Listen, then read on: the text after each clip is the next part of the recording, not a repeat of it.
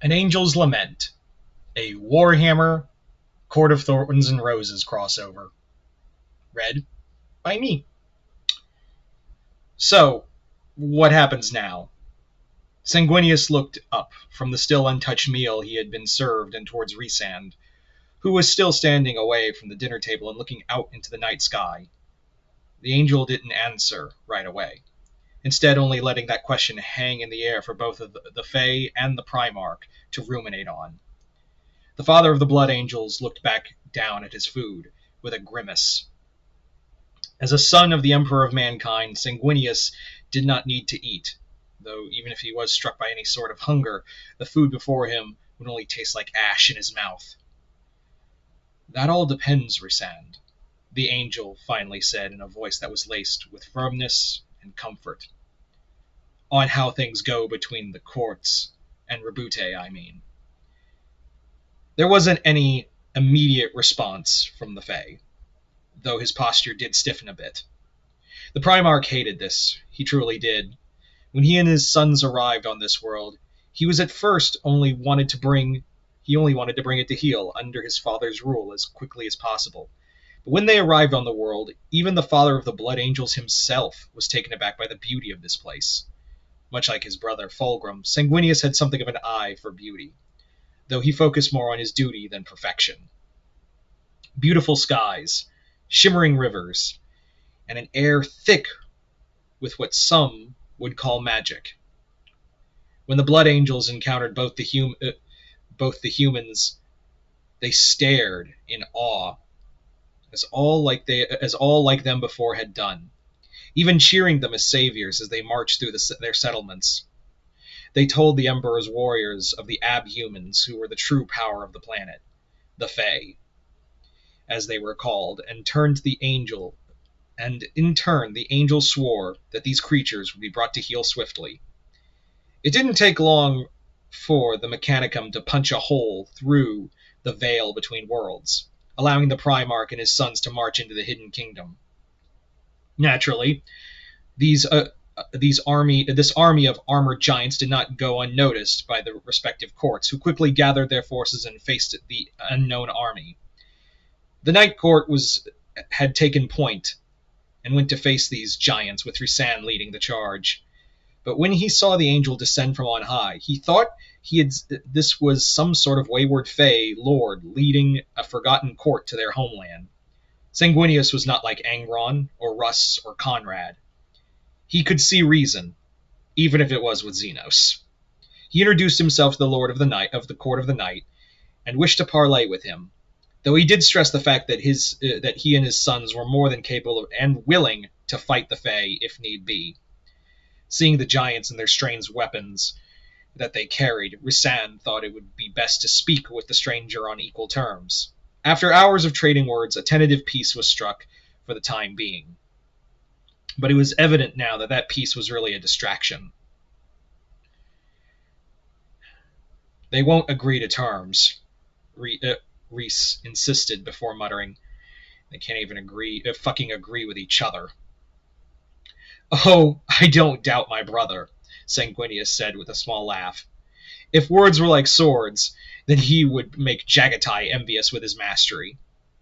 And if he can't convince them, what then?" The Lord of the Night Court persisted, finally turning to face his guest. "Will you turn your sons on us?" Again the Primarch said nothing, but this time the Fae would not let the silence be his answer. "Will you?" he demanded firmly. Sanguinius breathed in deeply before he let out a long, hollow sigh. "Then we will do as my father has tasked us to do," the angel finally said.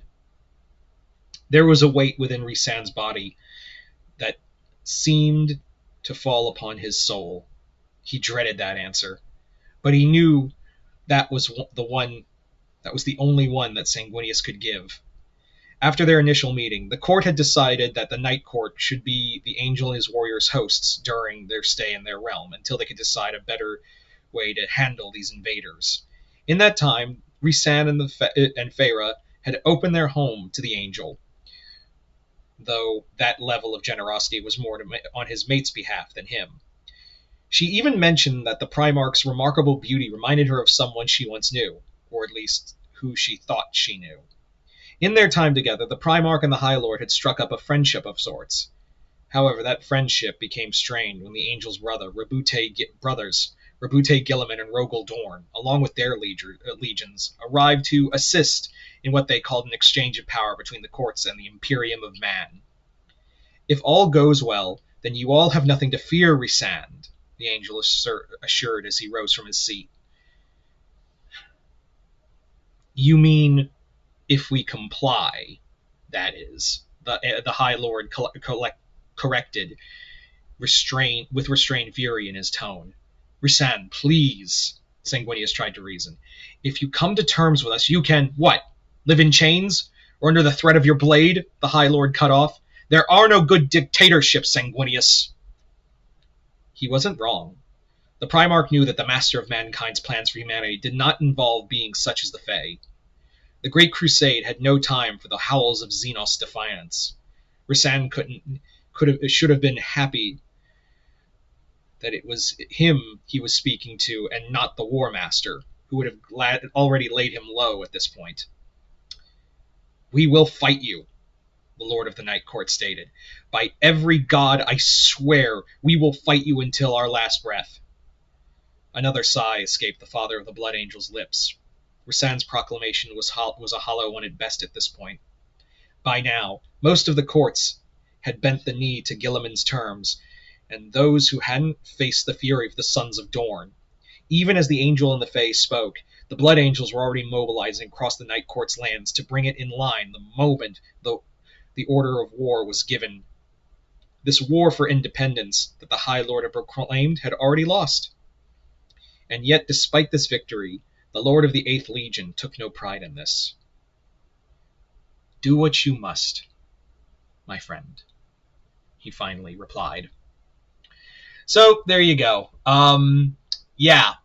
I haven't done a fanfiction reading in a while, but I decided, you know what, I'm going to do these 3 Warhammer Court of Thorns and Roses stories because, yeah, I know someone's already probably thinking he's doing a Court of Thorns and Roses and Warhammer 40k fanfiction reading. Yeah, because my girlfriend got me turned on to a Court of Thorns and Roses. I like the lore. The books are just kind of... I'm not reading the books, but she explains the lore to me, and I was like, you know what? I couldn't get it out of my head, so for the next few videos, you're going to see me doing readings of these stories.